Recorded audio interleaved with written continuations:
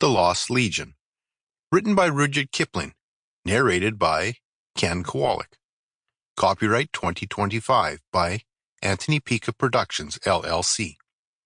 Production copyright 2025 by Anthony Pica Productions, LLC.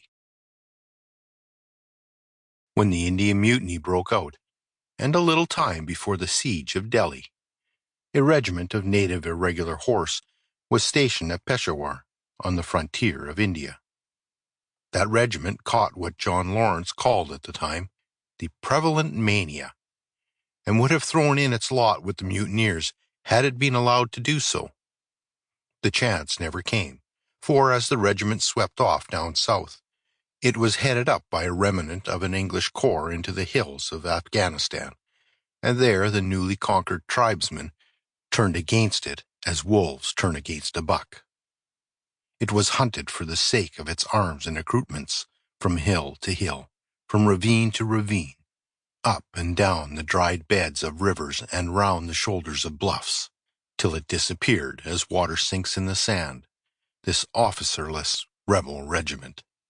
The only trace left of his existence today is a nominal roll drawn up in neat, round hand, and countersigned by an officer who called himself adjutant, late irregular cavalry.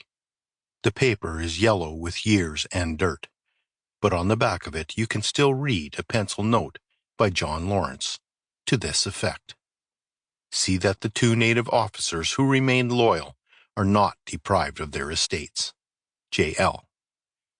Of 650 sabres, only 2 stood strain, and John Lawrence, in the midst of all the agony of the first months of the mutiny, found time to think about their merits.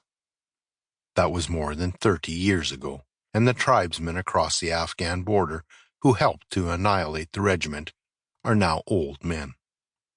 Sometimes a graybeard speaks of his share in the massacre. "They came," he will say, "across the border, very proud, calling upon us to rise and kill the English, and go down to the sack of Delhi.